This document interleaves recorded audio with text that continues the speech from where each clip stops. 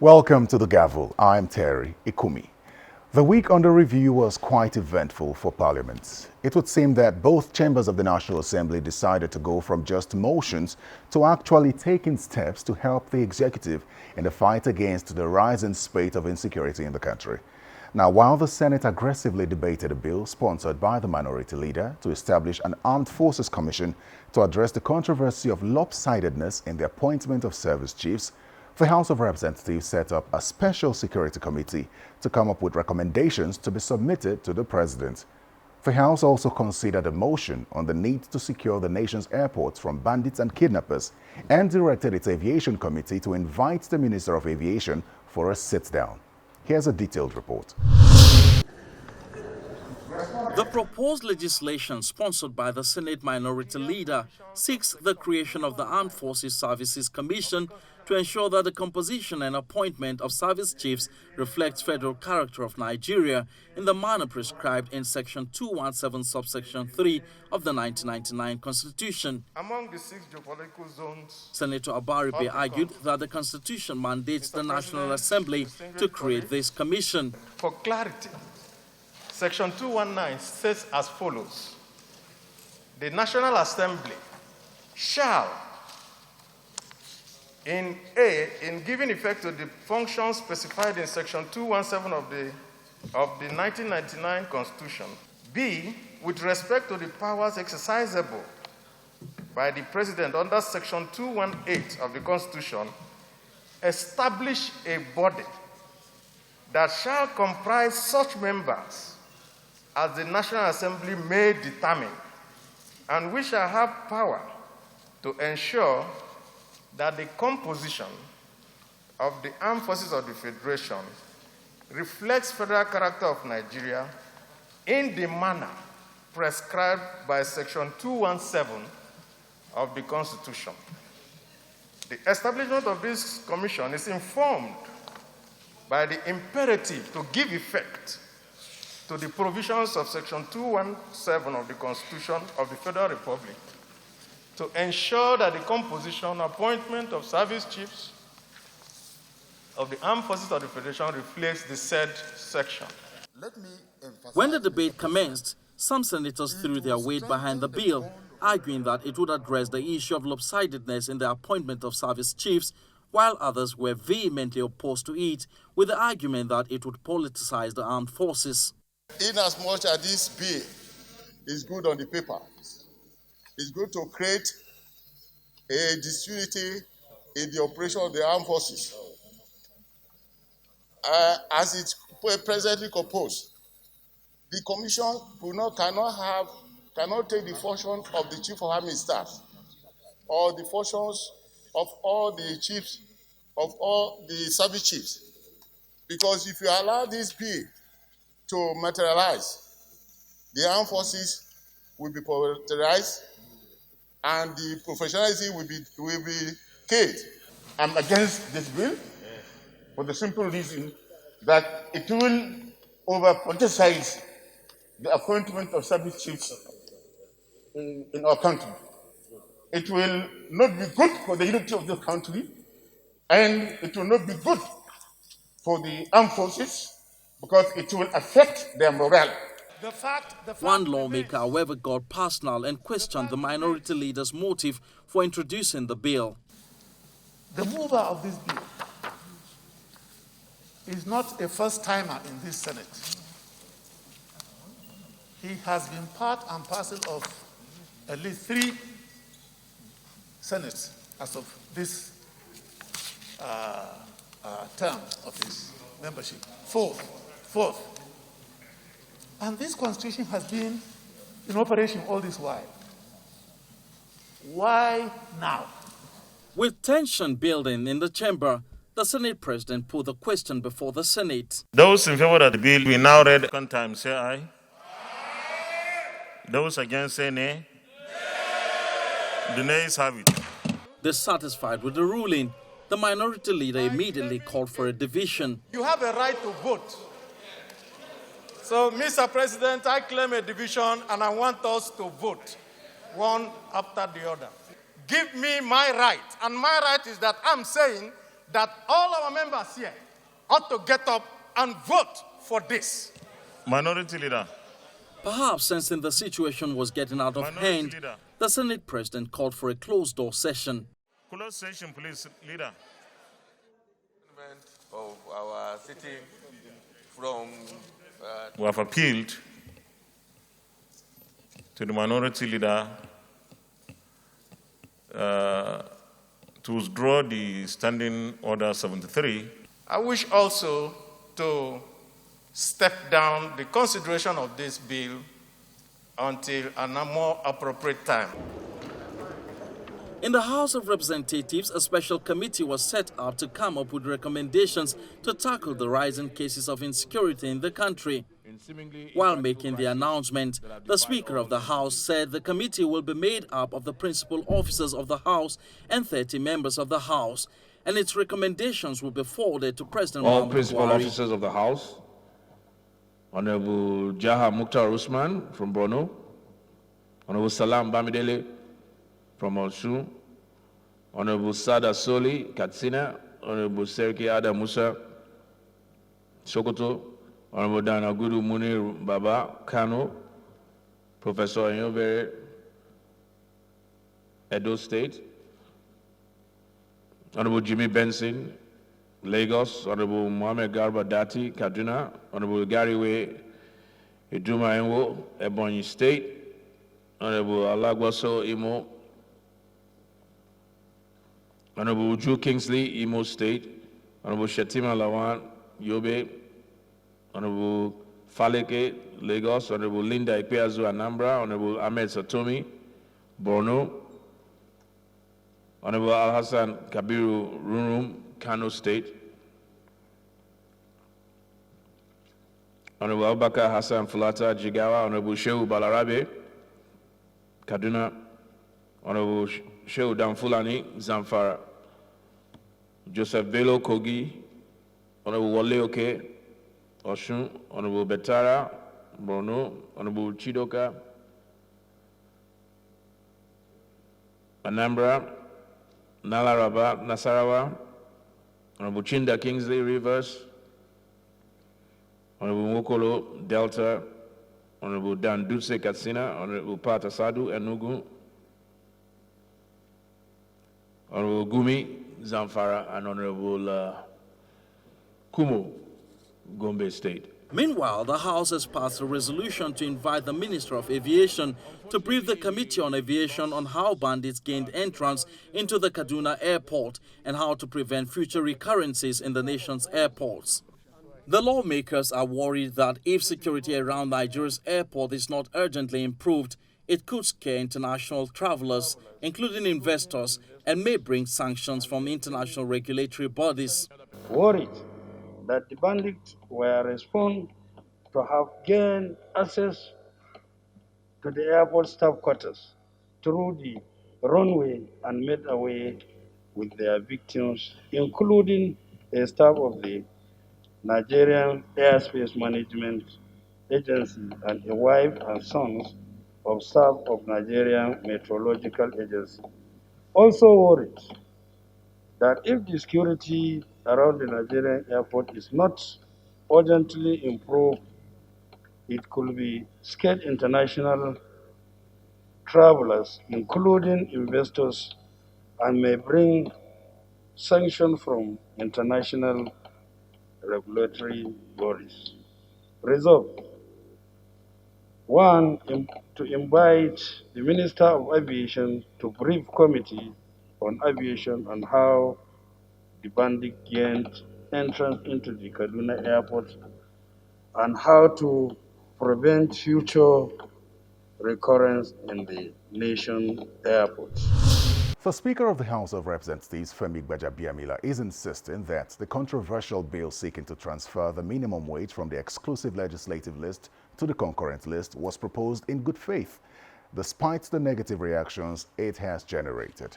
The bill, according to him, would go through the normal process for a bill and possibly die a natural death if the demerits outweigh the merits. Now, Honorable Gbajabiamila has assured Nigerians that as far as this bill is concerned, the House would only act in the interest of Nigerians.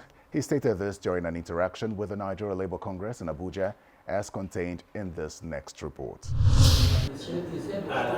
President of the Nigeria Labour Congress, Ayuba Waba, led the Labour team to a meeting at the instance of the Speaker of the House of Representatives.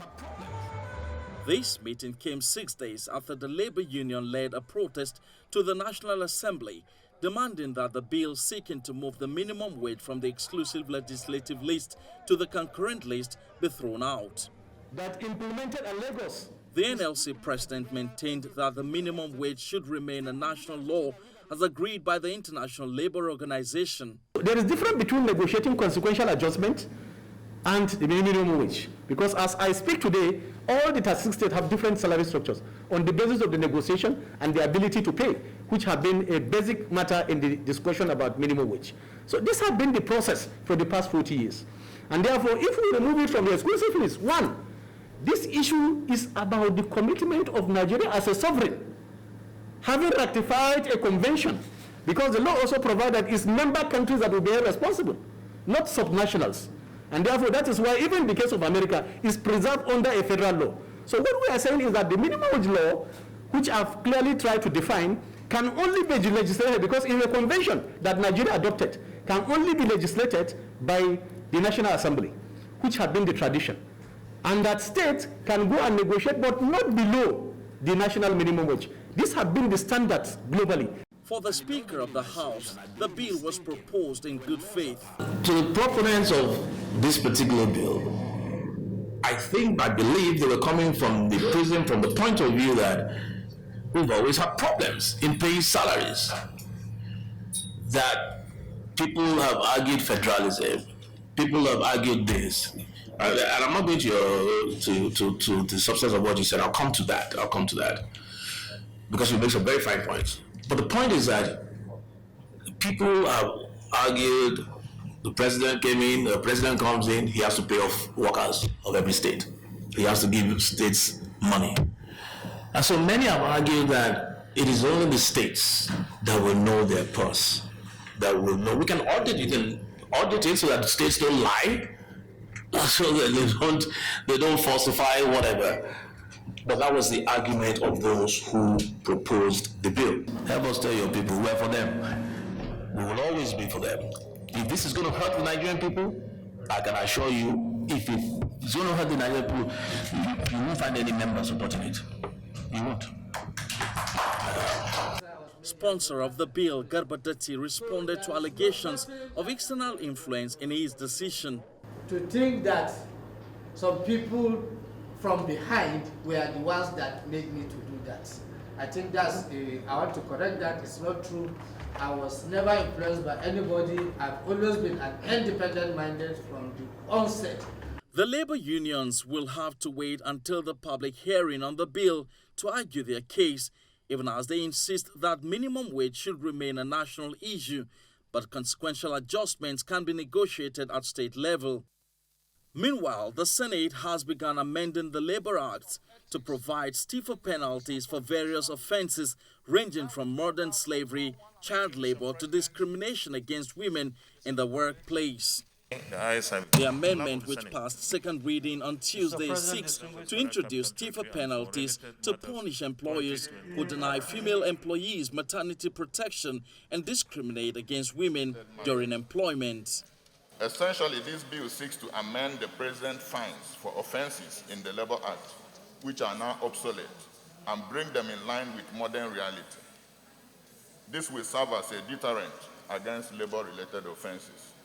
It therefore reviews upward fines in the Labour Act for offences relating to Section 21, breach of terms and conditions of employment as it relates to the wage hour, nature of employment, leave, contract of employment, among others. The present fine is 800 naira for first offense and 1,500 for second or subsequent offenses. The proposed fine is 500,000 and 1 million respectively. Welcome back to the Gavel. In December last year, the House of Representatives invited President Muhammadu Buhari over the unending insecurity in the country. The lawmakers wanted to get first-hand information from the president on what exactly he was doing about securing Nigerians. But the president was a no-show. The Attorney General of the Federation at the time had insisted that the lawmakers were overstepping their boundaries by inviting the president to appear before them to brief on security matters. Now, it would seem that despite a provision in the Constitution which empowers the National Assembly to summon any citizen, the lawmakers want to give it even more teeth. And that's why a bill has been introduced. Here's the report and more. A bill which will empower the National Assembly to summon the President of the Federal Republic of Nigeria and governors of states has passed second reading in the House of Representatives. The bill was sponsored by Representative Sergius Ogun and seeks to amend the Constitution to compel the President and governors to respond to issues of security or any other matter before Parliament. It is a sequel to the controversy that trailed the refusal of President Muhammadu Buhari to honor the invitation of the House in December last year. What the bill tends to amend is that if we have powers to make laws for the Federation, and for which we even appropriate monies for, we also think we should have powers to invite or to summon the President, as in the case of the state assemblies, to invite or summon the governor to the House. So that's basically it, Mr. Speaker. Like, we remember what happened was in January, in December 2020, when the Attorney General said that it was not expressly stated in our laws for us to summon the President. So basically what we are trying to do is to give teeth to the Constitution, to give authority to the National Assembly or the State Assembly to be able to summon the governor or the President to the House. Meanwhile, in line with the International Women's Day, which held on the 8th of March and calls to end violence and discrimination against women, the House of Representatives on Wednesday considered a bill to enforce certain provisions of the Constitution on the elimination of all forms of discrimination against women. Sponsor of the bill, Saidu Abdullahi, stated that the bill will also enforce the Universal Declaration of Human Rights, International Covenant on Civil and Political Rights. This bill, when passed into law, will address discriminatory conduct and prohibit religious discrimination concerning hiring or recruitment or the terms and conditions of employment. It will prohibit qualifying professional bodies, educational institutions, and employment agencies and other sectors from discriminating against persons, students, or personnel based on their religious belief or its manifestation. It will promote girls' child education and help citizens increase access to education, healthcare, finance, and employment opportunities. The bill was supported by the House and scaled second reading. Ayes have it.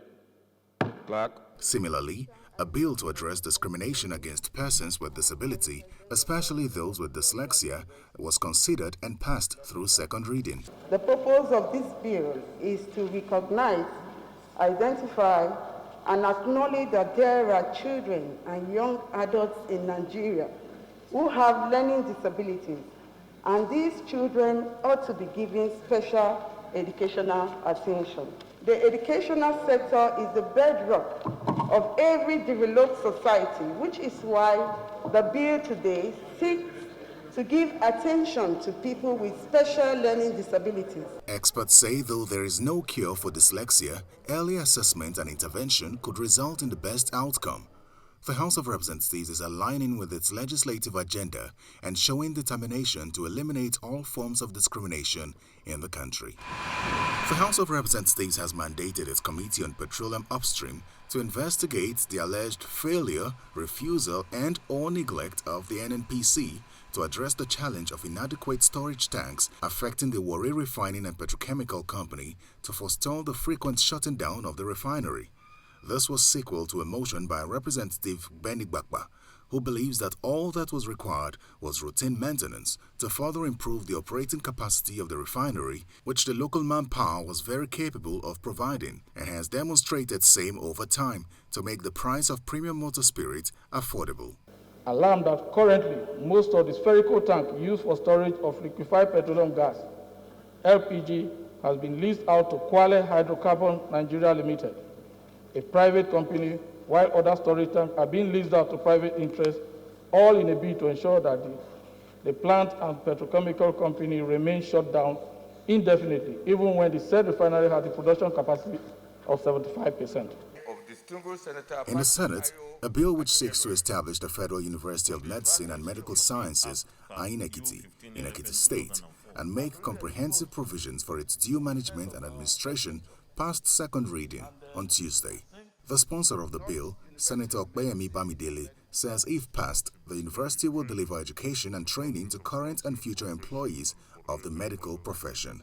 According to him, the goal of the university is to inspire and motivate students and medical personnel about the value of being health professionals to lead change for a more sustainable health sector. Permit me to lead the debate of this very important bill for the establishment of the Federal University of Medical and Health Sciences in Ekiti State. The bill was read for the first time in this hallowed chamber on Wednesday, 24th February 2021. The bill, Mr. President, seeks to establish the Federal University of Medical and Health Sciences in Ekiti and make comprehensive provisions for its due management and administration. Finally, here's a report on the interaction between the Senate Committee on Aviation and the Director General of the Nigerian Civil Aviation Authority, Captain Musa Nuhu. The Director General of the Nigerian Civil Aviation Authority, NCAA, was before the Senate Committee on Aviation to discuss issues regarding air safety, as well as the controversy surrounding the construction of a cargo airport in Ogun State.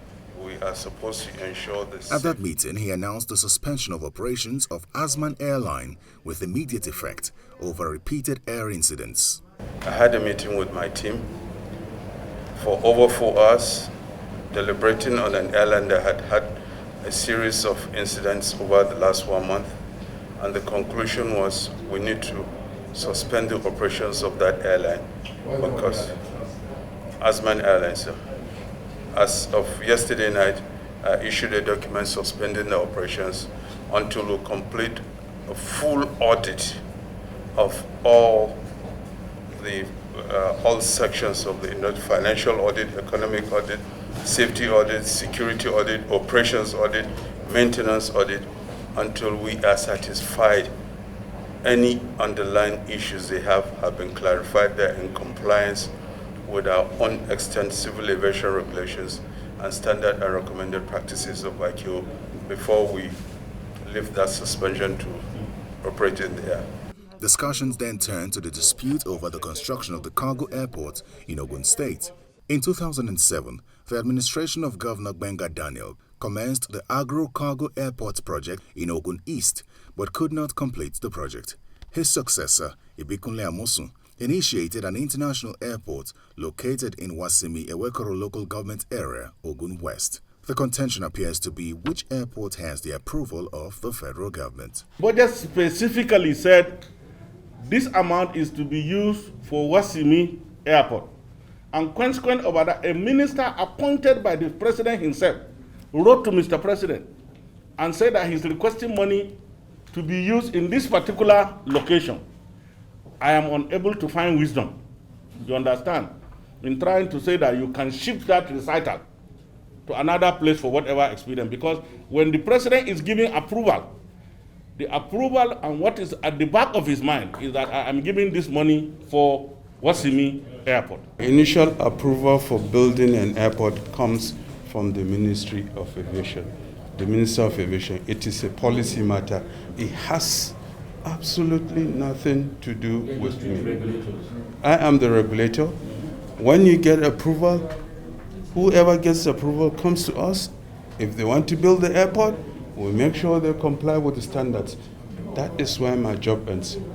About money, I have nothing to do absolutely with funding for any airport. It is not in my purview. It is not in my mandate. And that's all the time we have on The Gavel this week. Go to our website, channelstv.com, for more, and our YouTube page as well. Send feedback to thegavel@channelstv.com. I'm Terry Ikumi. Goodbye.